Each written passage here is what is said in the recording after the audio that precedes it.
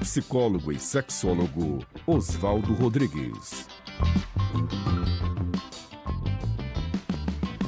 Boa noite, pessoas. Todas e todos bem-vindos hoje à noite, porque nós temos uma...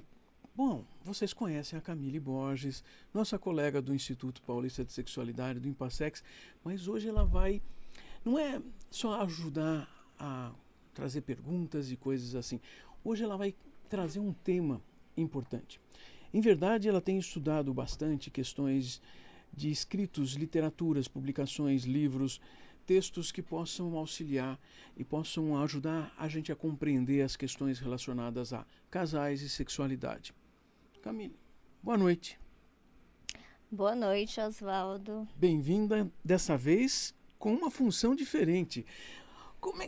Puxa vida, Camille, como é que é isso de estudar? Você fala literatura, ou seja, nós aqui no Café com Sexologia, nós precisamos entender isso também. Nós já falamos até de cinema, né? E falamos de pornografia, mas como é que é? Gente, boa noite. Boa noite para quem está acompanhando a gente na rádio. Boa noite para quem está acompanhando no Instagram. E boa noite para quem vai acompanhar a gente na gravação do YouTube também, né? Ah, e outra coisa. Hoje é uma noite quente aqui em São Paulo. Muito quente, né, Camille? Muito quente. E o preparo para a entrada aqui sempre é divertido, né, Oswaldo? É. Bom, mas hoje a gente vai falar sobre biblioterapia, especificamente. Peraí, você já trouxe um nome grande e diferente. Biblioterapia. Isso. O que é isso? De onde vem isso? Como é que as pessoas que vão à terapia, à psicoterapia, precisam ter isso em mente? Tá. Essa palavra significa o livro como terapeuta, né? Só que aí a gente pensa, eu gosto de imaginar a seguinte metáfora, o terapeuta como um farmacêutico, sabe? E aí quando a gente vai na farmácia, compra um medicamento, o farmacêutico vai até a estante e pega a medicação que a gente está precisando utilizar. E aí a biblioterapia, eu gosto de imaginar a nossa estante como essa estante da farmácia, onde nós indicamos algo para o nosso cliente ler, discutir com a gente, conversar e... Você está contando que é algo que acontece e pode acontecer, então, fora do momento do setting terapêutico. Ou seja, eu não estou na consulta, não estou na sessão de terapia, mas isso deve me ajudar de alguma forma. Isso, exatamente. E aí o cliente pode ler esse trecho de um livro ou um livro em casa e depois vai discutir com a gente durante o próximo ou durante os próximos atendimentos. Camille, e se eu vou fazer terapia, você me indica um livro, eu olho a capa do livro, eu já digo assim, não gostei disso, eu não quero isso, isso não é comigo. Então, pode acontecer, né? Pode acontecer também da pessoa não gostar de ler, mas não é um hábito que todo mundo tem. Mas eu queria pedir, Oswaldo, para ler um poema de um livro que eu trouxe, que é esse aqui, da Riane Leão, que se chama Jamais Peço Desculpas por Me Derramar. E aí eu vou ler esse poema aqui para a gente conversar um pouquinho, pode ser? Surpresas. Se tiver alguma mulher acompanhando a gente, eu peço que se concentre nessa leitura e me conte aí nos comentários ou no Instagram depois o que sente quando escuta isso. Então vamos lá. Você precisa ser mais parecida com a água. Não tem que ser porto seguro a todo instante. Pode ser correnteza e aproveitar para levar algumas coisas embora. Pode ser onda grande no oceano e afogar o que já não importa. Se desfazer nas margens, em grandes pedras, ultrapassá-las. Para notar que nada te impede. Vez em quando virar uma cachoeira, daquelas enormes e inalcançáveis. Ou então lagoa calma, mais distante. Só nada quem pegar a trilha. Você pode ser aquele fluxo de água que desce entre as frestas de uma rocha e mostra que algumas rachaduras são necessárias para que a beleza nasça, quente ou fria, abundante ou serena. Jamais peça desculpas por se derramar. Eu trouxe esse poema, Oswaldo, porque eu atendo muitas mulheres ultimamente. E eu acredito que nós, mulheres, crescemos muitas vezes em espaços que incentivam que a gente assuma posições e papéis de cuidado, ou de amor incondicional, ou de perdão. E o quanto é difícil estar nessa posição, né? Porque a gente, querendo ou não, também aprende aí deixando um pouco dos nossos sentimentos e das nossas emoções de lado. E aí esse poema chega para mim como uma grande metáfora, porque quando a gente recebe mulheres na clínica que já possuem alguma consciência sobre isso, sobre o quanto a mulher é colocada nesse local, né, nesse papel de cuidar, essa mulher tem consciência, mas muitas vezes tem culpa junto. E aí ela sente culpa por sonhar, por desejar coisas diferentes daquela que a sociedade quer que ela faça. E algumas clientes também não possuem essa consciência. Então, como conversar com essas mulheres de uma forma mais leve? Às vezes a gente pode utilizar um poema como esse.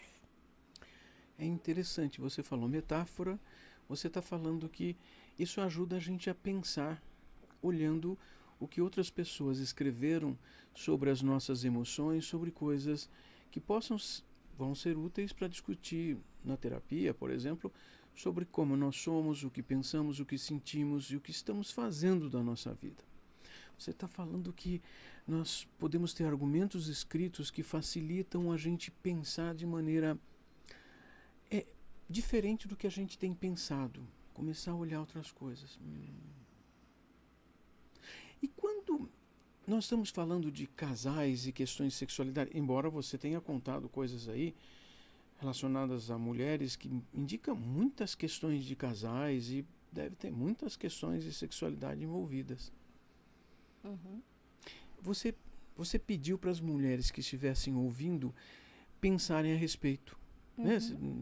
Se perceberem como se sentem. Como é que isso poderia estar se encaixando nas pessoas, homens e mulheres, com relação a casais e sexualidade, Camille?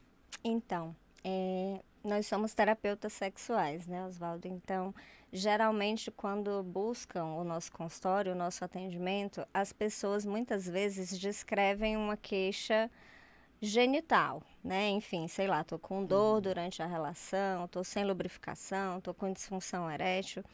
Só que essa queixa genital é atravessada por outros fatores. E aí nós precisamos investigar o que está por trás de tudo isso. E muitas vezes são temas como esse, né? Exaustão, sobrecarga, performance, ansiedade. O que é que você acha disso? Pois é, eu estava literalmente me lembrando de um casal que eu atendia, onde a queixa dele era exatamente dela não estar disponível para sexo. Eles tinham 3 filhos e um tinha 6 meses. Os dois tinham que sair muito cedo para trabalhar, porque eles tinham que deixar os filhos na casa de um dos pais. Isso implica que às 4 da manhã eles tinham que estar de pé para arrumar as coisas, preparar comida para eles. Às 7 da manhã ele tinha que deixá-la em algum lugar para ela ir para o trabalho dela. Ele ia para o trabalho dele para o outro lado da cidade. Às 6 da tarde ele sair do trabalho, pegá-la às 7 num lugar combinado, depois passar para buscar os filhos, chegar em casa às 9, 9h30, jantar, tem que lavar a roupa, passar a roupa para o dia seguinte. Não tem energia, né, Oswaldo? Pois é, e ela achava que estava tendo que fazer aquilo. E eu pensava, não, mas como fazer os dois compreenderem que passaram dos limites? Eu falei os dois, porque ela achava que tinha que fazer, ele achava que ela tinha que fazer. Os dois parece que assim, tipo, o que está dando errado? Nesse caso, né, Oswaldo, eu fico me perguntando se os dois teriam até tempo hábil para ler, por exemplo. Não, mas eles primeiro precisavam ter tempo para dormir. Né? Sim. Mas é que você falou de como as pessoas às vezes então parece que assim ficam tentando cumprir tarefas porque o mundo diz que tem que ser desse jeito. E outra coisa que eu fico pensando, Tá bom, você lembrou que a nossa cultura, assim, as pessoas não são muito afeitas a lerem muitas vezes. Mas e se a pessoa não lê, será que a gente poderia trazer os assuntos? Ou, por exemplo, olha, esse poema, por exemplo, eu tenho um poema aqui, achei que a gente podia conversar sobre ele, dirigir. A gente pode fazer isso, ler junto ali. Quer dizer, Sim, a gente pode, né? E seria até em um tempo da sessão que dá para ser mais curto até. curto. Mas existem também livros que hoje a gente ouve no celular, não é? Isso. A gente, inclusive, recebeu um comentário, né, na nossa caixa de mensagens que alguém escreveu assim: não gosto de ler, mas ouço áudios. Para mim, serve como se eu lesse. Os áudios são considerados também? Isso. Muitos livros hoje estão em audiolivros, né? Esse fim de semana eu ouvi alguém falando assim: tô ouvindo um livro, mas leva 27 horas para ouvir. É o tempo para ler. Não é problema. Mas que algumas pessoas têm mais facilidade em ouvir, né? E parece que ouvindo é melhor. Ótimo, poderia ser. Mas você indicaria, seja leitura ou então um audiolivro, você me deu a impressão de que você vai pensar na pessoa para entender assim o que ela pode fazer uso, não é? Sim. Primeiro a gente precisa compreender também qual é a história que essa pessoa tem com a leitura, né? Esse comentário que a gente recebeu tem a descrição de que eu não gosto de ler.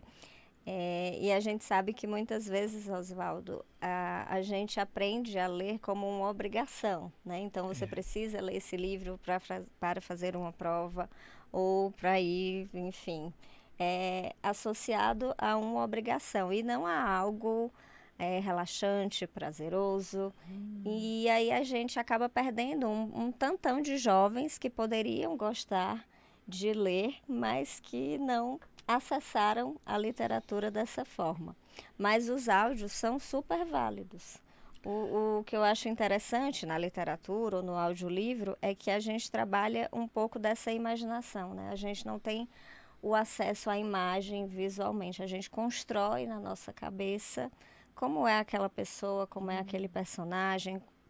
Quando você escuta o audiolivro, você ainda escuta alguma voz, né? Mas quando você lê... Mas você sabe que eu estava vendo outro dia, no YouTube, você tem audiolivros ali, ou seja, na verdade, você não tem imagem nenhuma praticamente, você está ouvindo o livro sendo contado. Eu estava me lembrando também que há bastante tempo nós tomamos conhecimento de um livro que a gente gostava muito de passar para casais. Que o livro se chamava O que Realmente Acontece na Cama. E era exatamente para casais poderem, conversando, entender o que de verdade acontece, para a gente começar a sair dos mitos, sair das ideias erradas que as pessoas têm. O livro foi escrito por profissionais técnicos que assim usam ciência como base.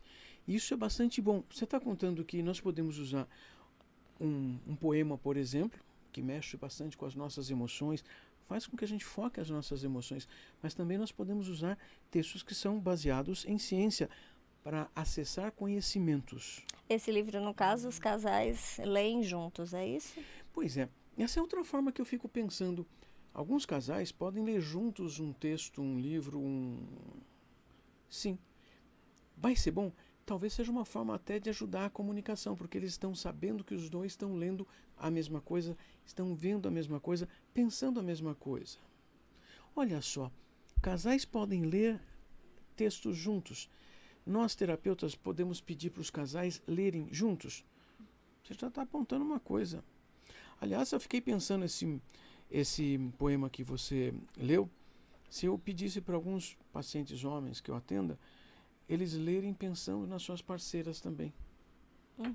Quer dizer, nós podemos provocar uma conversa, mesmo se eles lerem sozinhos. Olha só, que interessante. Que acaba provocando, né, essa percepção sobre o que a parceira está sentindo. Pois é. E quando que essas pessoas devem ler esses livros? Os nossos pacientes, ou quem sabe, quem está nos ouvindo, poderia me perguntar assim, puxa, nós devemos ler sobre questões de casais ou questões de sexualidade quando estamos preocupados com isso? Quando ler e o que ler?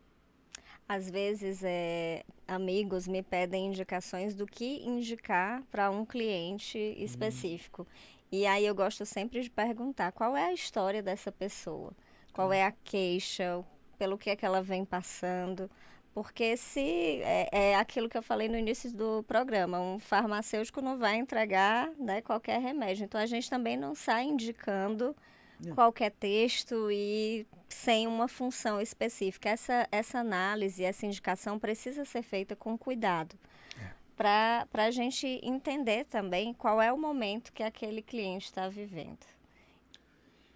Porque pode ser, inclusive, um gatilho, né, o texto. É verdade. Mas a gente vai pedir para eles lerem parece estudar, né? Mas leem em que momento da vida deles. Assim, existe um momento da semana, por exemplo, ao invés de ouvir aqui a gente na Rádio Mundial, vão ler um livro? Não, lê depois, gente.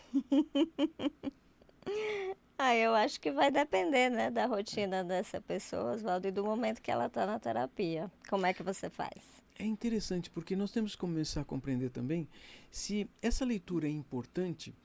Deixar como última coisa do dia também é alguma coisa meio assim, né? Cansativa, né? E tanto faz, né? Talvez a gente devesse até ter um momento que a gente percebesse, olha, agora é um momento que eu posso ter tranquilidade para focar a atenção, para poder entender o que nós estamos lendo. Não, isso não é tarefa. Nós não estamos falando de ler um livro porque é tarefa. Não, é algo para o envolvimento da sua vida. Puxa, então quer dizer que nós não vamos sair daqui hoje com uma indicação de leitura pura e simplesmente, né? Sim. E quando você diz que não gosta de ler também, tenta refletir sobre qual é a sua história com a leitura. E se você acabou pegando indicações de textos que não fazem sentido para você, porque a gente tem um universo de temas. Então, eu tenho certeza que se você gosta, sei lá, de música, você vai encontrar um livro sobre música. E com que velocidade você se obriga a ler também, né? Verdade. Assim, se nós estamos falando de uma leitura para que a gente possa permitir emoções, ideias, assim, a gente degustar, deglutir, digerir. Pera, vai devagar. Mas eu nem gosto tanto de ler. Lê um mínimo de páginas por dia, pode ser 2. Se não der mais, não é esse o problema. Não é a velocidade que interessa. Interessa a gente mergulhar como num poema, assim. E, né, ou 1 página por dia, ou 2 páginas por dia. E o que é que você compreende daquilo que você leu?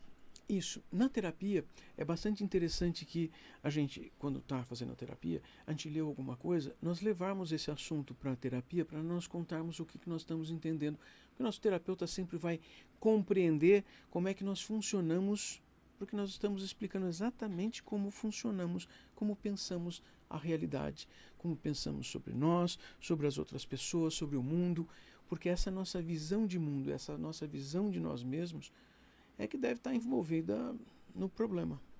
Sim, e o processo de identificação com um personagem pode ser muito terapêutico, né, Oswaldo? Porque você, às vezes, está passando por algo na vida e você não conhece outra pessoa que está vivendo algo parecido ou que já viveu algo parecido.